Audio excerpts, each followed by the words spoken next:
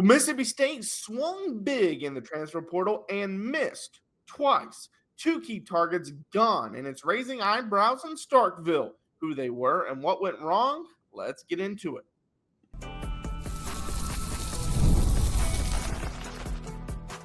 You are Locked On Mississippi State, your daily podcast on the Mississippi State Bulldogs, part of the Locked On Podcast Network, your team every day.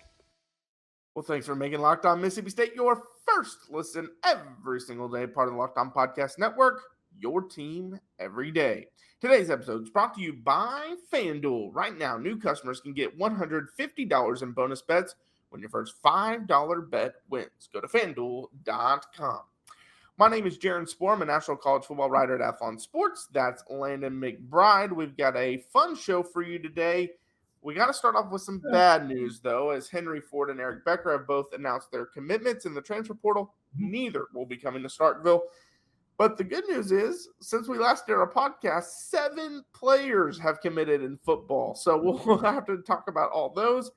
And Brodie McWhorter, he's making some news as he's going to a big-time camp. We'll tell you where he's going and just how big that is, just for reputation purposes. But before we really get going, I do want to preface this whole week I am on a trip, and so I am using hotel Wi-Fi. So we hope that it works out. We pray that it works out, but it might not be the best. Same with the lighting. There's not even a light above me, so we'll see what happens. You can tell you look great. but yeah, let's get into it. Henry Ford has announced his commitment. He is going to Tennessee.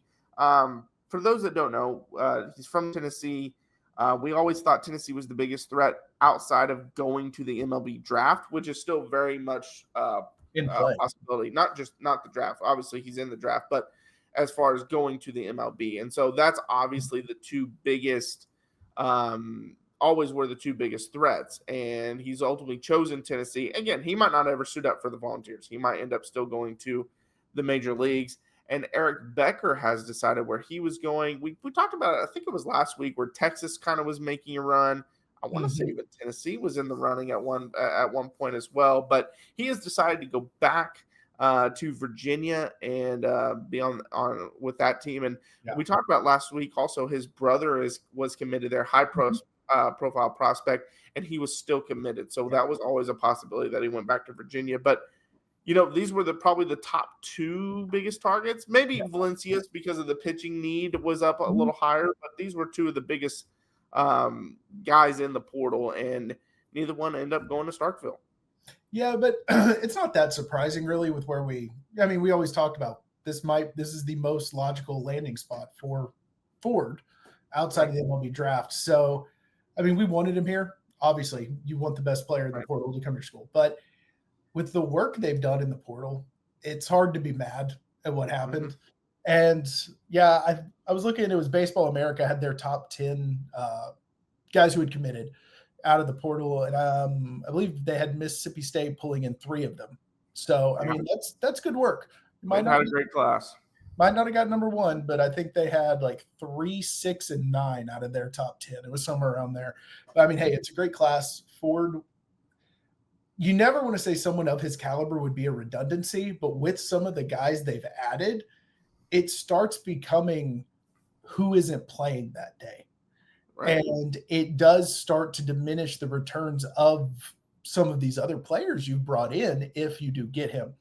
Becker would have been great to compete for that starting job at shortstop. He would have been the favorite if he came here. But so that they both hurt, but it's not a loss. It's hard to lose what you didn't have. Right. Yeah. And we talked maybe on Monday's episode, is either Monday or last week, where we said that this is a team that, with the number 1 ranked transfer portal class, with a high ranked recruiting class, I believe they were number 3 when we talked about that. This is a team that's a super regional team next year, just based off that. And what we said was, and we said super regional kind of as the floor, not the ceiling. They obviously, if you can get to the super regional, you can make a College World Series, especially if a matchup works out in your favor. We just said if you get Ford and Becker, you better be going to Omaha. That's how talented you will be. So what this does is, I don't want to say it makes you work a little harder, because you're already going to have to work hard because getting to Omaha is very hard, regardless of what team you have, even if you have a stacked team. I mean, Virginia this past season was ranked number 2 in the preseason. Texas A&M was ranked number 1 in the preseason. Neither one, did anything, and neither one even made the regional. So, like, that's the kind of thing. Like, it's a lot of work to get to that point, regardless. And so I don't want to act like they would have just got there easy with these two guys, but it would have increased their chances, obviously. It would have increased their chances at winning a national championship. But with that being said, again, you could still win a national championship. You can still win or make the College World Series with the team you have. Oh, absolutely, you could. This team is, as long as the pitching comes along, this team is built to make a deep run. I mean, I believe it was Monday where we just went through talking about how deep this lineup is now with Valencias, and I can't keep up with everyone they've added, but all of those bats they've added into this portal. I mean, so many power hitters. This lineup is deep. The offense is good. I mean, obviously you add either of those guys, the offense improves, but the offense is no longer what you're worried about. It's do all of these pitchers who have great raw stuff take that next step and become a staff you can count on that gets you to Omaha. Yeah. Can you get an ace out of it, or can you get a bunch of twos out of it? That's kind of what you're looking for. Now, this season, and it's easy. You can say, well, every season's this way because that's how baseball is. It's going to be determined by the pitching staff. I mean, that's just how baseball is in general, but this is even more so because you mentioned the lineup. The lineup is ridiculously good. Yeah. Like ridiculously good. The issue is you don't know if you have an ace at pitching, at pitcher, and you're not really sure if you have 3 to 4 starters you can count on. Now, you have a lot of guys that have that potential, but you haven't seen it come through yet. So you're still waiting to see, do these guys live up to it? Like, if Valencias takes the step that many think he can, then he becomes your ace. And now you have, if Evan can at least, even if Evan plays how he did at the end of the year, that'd be great. But if he takes a step, now you got some pitchers in there. Ryan McPherson, we love a lot of stuff that he has. Does he take that step? Jack Bauer, can he come in and just as a freshman be a closer type guy? We mentioned Ben Davis. We mentioned the other ones they've added in the portal, just giving more arms that have a lot of experience. Like, with all these additions, like, you have the ingredients to have a really good staff. And if you can have a really good staff, you are a College World Series team. It's just a really unproven staff. Right. And we've had some people comment saying that Valencias is an ace. I think he will be before all is said and done, but today he's not. Right. He's not. He has this. The ERA was over, 5 last year? Yeah, it was around 5. It might have been just under, just over, but that's not an ace. You can have a wipeout slider and a 100-mile-an-hour curveball. Not saying that's what he has, but, you could have the perfect mix, but if you can't harness it, you're not an ace. Right. And if he turns into, if even not an ace, just a very, very good pitcher this year, Evan takes a little bit of a step forward. Ben Davis gives us what we saw at the end of the year. McPherson just becomes the guy who has a year under his belt of college. You don't even have to have an ace and a very good staff with this lineup. You just have a team. You have to have a pitching staff that's not going to put you in a hole, because this lineup is going to bombard some pitchers. Like, it is going to be difficult over a series to wear. I mean, this lineup is going to wear down pitching staffs. Oh, yeah, absolutely. And again, we think Valencias has all the abilities to be an ace, and it wouldn't surprise us if he becomes an ace next year. We talked about when Mississippi State signed him, we compared his stats to Jamie Arnold, who's going to be a top 5 pick in the draft this upcoming season. And their freshman seasons are very similar. Valencias was even a little bit better than Arnold was. So we know that the potential is there, but he's got to take the step. And so that's why, while we understand you're optimistic that he is an ace, we're optimistic too that he is an ace. He's not shown he's an ace yet. So we can be optimistic all we want until he actually shows it. You can't go all in and just say he's an ace. Again, you can be optimistic, you can believe it, but he's got to show it. And so that's why, again, we think he will show it. We think he will be able to take that step. It's just you have to see it. And if he does, again, you're a College World Series team now. Absolutely. If he takes that step, and with Jack Bauer, putting him in a closer role, I would love it. He has the stuff to be that guy, but that's a rough spot for any freshman, no matter how talented they are. A lot of pressure. And because I think he has the potential to be a very good starter, I almost say you use him in that fireman role, kind of what the one that Andrew Miller popularized about 8 years ago, where you bring in the guy for about 2 or 3 innings in the middle when things start getting rocky to get you to your closer. He has the stuff, and that way you're still building up his pitch count, and maybe you give him a spot start here and there against some of these, the weaker midweek games toward the end of the year. Let him get his feet wet that way. But their ingredients are here. And not getting Ford and Becker doesn't change what we thought. It just lowers the ceiling a little bit. Yeah, for sure. And McPherson's a guy that throws a lot of gas too. And so if he can't take that step and become a starting caliber player, even he could be your closer because he's got experience. Now, again, we saw him get rattled last year, but you see that from a true freshman. You hope the next year has kind of taken some of that away. So it remains to be seen, but we'll see what ends up happening. All right, so Mississippi State landed 7 new commitments. What position do they play? Who are they? What kind of impact will they make? We'll talk about that. That's coming up next.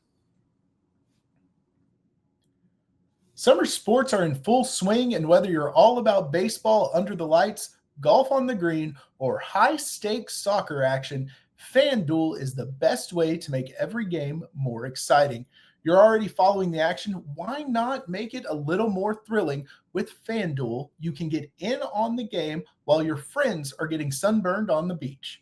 I've been using FanDuel to track my favorite matchups, and the app keeps it fresh with new daily promotions and fun ways to bet. It's easy to use, fast payout, and makes even regular season games feel like much must-watch events. And whether I'm placing a same-game parlay, which is one of my favorite things about FanDuel, or watching a bet ride into the 9th inning, FanDuel makes it feel like I'm part of the action. If you're new to FanDuel, new customers can bet just $5 and get $150 in bonus bets if your first bet wins. Open the FanDuel app today or visit FanDuel.com to get started. Well, thanks for making Locked On Mississippi State your first listen every single day, part of the Locked On Podcast Network, your team every day. All right, so Landon and I have kind of talked to you before about how we always record the day before. Obviously, we're not recording at 6 a.m. when we post our videos. And typically we like to record later at night, 9, 10, 8, somewhere around there. So that way we can cover anything that's happened that day. But of course, the one time that we had to record early because I had a wedding shower, commitment after commitment after commitment. I had to go shopping to go to your wedding. Yes, and so of course that's just how it works. So we talked about Jax Pope and Luke Hutchinson, 2 very good commitments that they've got. But that's not where it stopped. They got Zion Crumpton, who's a wide receiver. We talked about how they needed to get some defensive guys. Caleb Triplett, linebacker. Davin Young, defensive lineman. Terrell Johnson, cornerback. Then they went back and got Jaden Creation, wide receiver. Zayon Cotton, tight end. And then they, just like a couple hours ago, signed another offensive lineman, which he's actually not listed on this list because that's how new it is, but it's Dalton Toothman.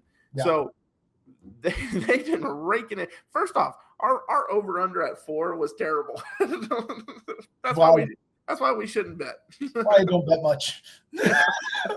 Sorry, FanDuel. I'm bad at it. Yeah. We love FanDuel. It's very easy when we want to bet, but it is very, very hard to bet. We're bad at making decisions.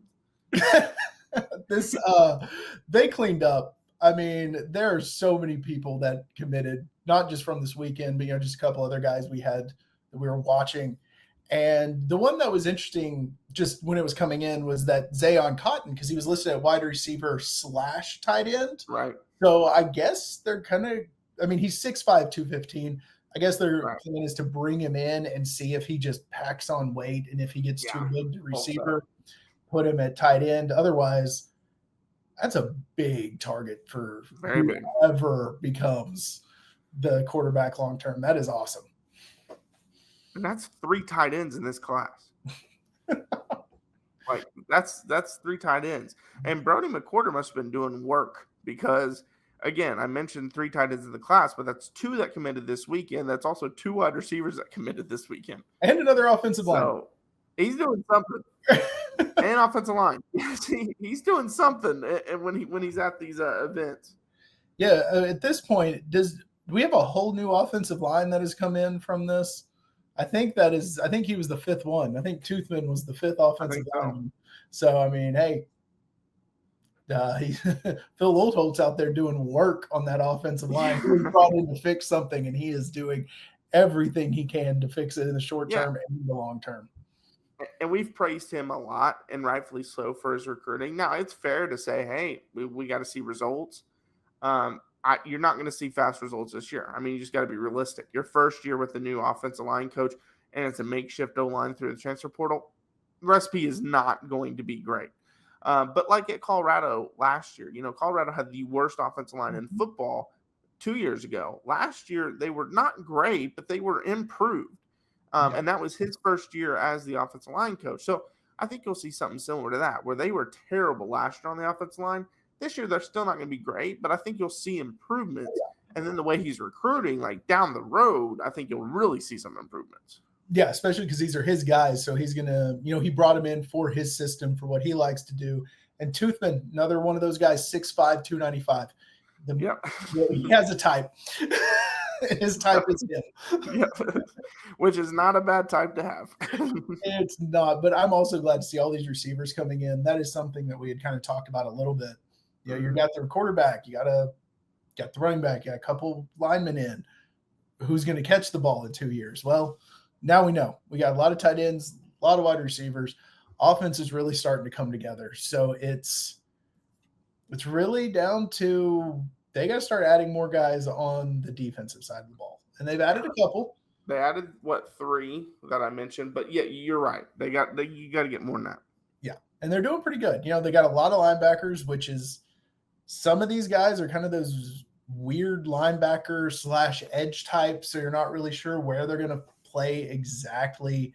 And then Davin Young, 6'3", 282. That's kind of, is that guy going to be your 3 tech? Are you going to bulk him up? They have a lot of tweeners right now. You don't have anyone really that you're like, I know what this guy is. So not bad. Not saying any of these guys are bad. Not going to be good players. It's hard to say it's a little bit more projection, a little more in theory on the defense right now. Yeah, and so far I've gotten my 2 favorite prospects in the class committed. Jax Pope committed and Jaron Cotton. Those were my 2 favorites. Now I just need Iverson McCoy to come back. He was once committed, and now he's obviously – he was there on the visit this past weekend. He might be coming back to Mississippi State, but right now on 3 has Ole Miss as the favorite. That's such a good name. Yeah, it is a great name. And I kind of think he probably will go to Ole Miss, unfortunately. But if I can go 3 for 3 on my 3 favorite targets, I would love that. That would be quite the run. Right. I guess my favorites – I love the offensive line, and they just keep moving more in. So they're putting together. And we obviously like Brodie too. We didn't know much about him except for right before he started to commit, because he was once was he Iowa State commitment? He was committed somewhere like that, and so we didn't really think much about Brodie. But then once we looked at his tape, when it was like, oh shoot, he might actually come here. Then we both watched his tape and we're like, this guy's got something. That, and then just his interviews, the things he says, the way he handles himself, that's a guy you can get behind, both for the players who are coming in there and then as fans. That's the type of guy you want. And it was West Virginia, so I picked the wrong Big 12 school, but I was in the right ballpark. You're kind of interchangeable. Yeah, right. But he's obviously, we love his game, and he's obviously doing a lot of work in the recruiting space, because you don't get what I just say, 2 tight ends and 2 more wide receivers on the same weekend if you don't have a quarterback that players want to play for. And then obviously you mentioned the offensive linemen, and they've added several offensive linemen since he committed. Let's see, 1, 2, 3, 4, and this is the 5th. So yeah, all 5 that they've got committed came after Brodie. So, hey, if obviously the coaches are doing a lot of this work too. We're not just saying Brodie's out there just doing it himself. But when you have a quarterback who is being as vocal about what he wants to build and how he wants to bring people with him, he's doing some of this. Like these guys want to come with him. It's not they're coming here in spite of him or not knowing about him. I guarantee you, he's probably already got everybody in group chats. I mean, he's I'm excited as I am about the possibility of Mario Taylor. I haven't forgotten about him. The McWhorter era is starting to get me a little excited too. Yeah. I mean, me too, big time. And it's just exciting to see them starting to gain momentum. And we talked yesterday about where they were recruiting rankings. They're number 32 now. Yep. That's just right outside the top 25.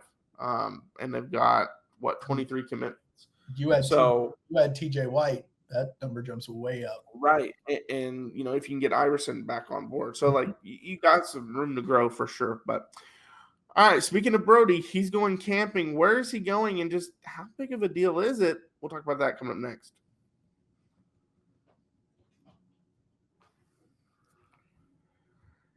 Well, thanks for making Locked On Mississippi State your first listen every single day. Part of the Locked On Podcast Network, your team every day. All right, so Brodie McWhorter is going to the Rivals 5-star camp. I believe it's this week or this weekend. I can't remember exactly which one, but he's going to that, and that's Rivals' biggest camp. That's a big deal. And I will say this. I saw some misconceptions on some of the replies to it. Does not mean he's a 5-star. Doesn't even mean he's in 5-star contention, but it does mean that you're one of the highest looked at prospects that they see. And you see a lot of guys, especially in Rivals rankings, obviously, because it's their camp, they take major jumps after this kind of camp. So it's one of those that I believe he's a consensus 3-star, if I remember correctly. Yeah. But this is a camp that if he goes out and performs well in, he could be a 4-star. Okay, see, he's actually a 4-star already on Rivals. Top 200 player on Rivals, too. But if he performs well, he could be jumping up even more. Oh, yeah. And everyone on here, 4 stars. I mean, on the they have him and one other guy is 3-star, and then 2 guys who are class of 2028. So they obviously haven't ranked them yet going in the article I have. So, pretty good company to be in. So this is a situation where you can kind of see that stars don't matter to the individual sometimes, because this happens almost every year. You see the guy who's rated like 3-star, maybe a little 4-star, go out and play significantly better than some of the higher ranked guys. And it shows that, yes, stars matter, but sometimes people miss. And I wouldn't be surprised if this is one of those situations where he outplays some of these guys ranked ahead of him. Well, and it's a great opportunity for someone like him where, Rivals is very high on him, 4-star, top 200 prospect. Yeah. The other side has him as a 3-star, not even in the top 200. And so it is a very good opportunity to see him go against some of the better quarterbacks. Can he go perform well, perform at a high level, and then shoot up boards? Because even though it's a Rivals camp, these other sides, they know what happens at these things. Like they'll make some adjustments. They won't make the major adjustments that Rivals will, but they'll make adjustments. And so the only thing you don't, which I'm want to preface this, I don't think this happens, but the one thing you don't want to happen is he balls out and then all these big schools come and then he leaves and goes there. But he seems locked in with Mississippi State and especially with Jeff Lebby calling the plays and being the quarterback's coach as well. So it's a great opportunity for him to really show his stuff and start shooting up some of the boards. And a good opportunity for him to do a little more recruiting, those wide receivers. See if receivers out there. Yep. He seems running backs, all that. Yeah. I mean, it's big. And if he shows out, that's also it can help the school as a whole too, not just him. If he goes and does that, it shows that this coaching staff knows what they're doing in their evaluation. They were in on him early, and that can give other players confidence to want to come here. Yep, for sure. All right. Well, thanks for making Locked On Mississippi State your first listen today. For your second listen, check out The Portal Show. Brian Smith has the latest rumors, portal entries, and signings. Be the most informed fan on the rapid changes to the college football landscape. Find The Portal on YouTube or wherever you listen to your podcast. All right, I'm Jaron. Check out my work over on Athlon Sports. That's Landon. Follow us, Locked On Mississippi State. We're on YouTube, Instagram, TikTok, Twitter. We post daily videos Monday through Friday. I'm going to try my best to make sure we're posting on all those other channels. Obviously, YouTube will have a daily video. Yes. But like I said, I'll be traveling, so I'm hoping to post those while I'm at this work event. But we also post a question under every single YouTube video. We love your feedback on those questions, even if it's just asking us to talk about a particular topic. If it's not even answering the question, we love those. We also post a poll that is a separate question. We love your feedback on there. Yesterday's poll was, how do you feel about the impact of the transfer portal on Mississippi State's baseball team? Obviously, Henry Ford and Becker didn't come, but still 69% of you said very positive. It's boosting our lineup significantly. 24% said cautiously optimistic, waiting to see how new players perform. I understand that. 7% said neutral, it's too early to tell, and no one said they are concerned. So, yeah, a lot of good stuff. A lot of people there was even some comments. On paper, it looks good. So there you go. And then someone else said the transfer portal really helped Mississippi State, especially with Brian O'Connor as the new head coach and Jack Bauer coming in. So, yeah, a lot of positive reviews there. So, but we'll post more questions over there. So we love your feedback on that. But until next time, Hail State. Hail State.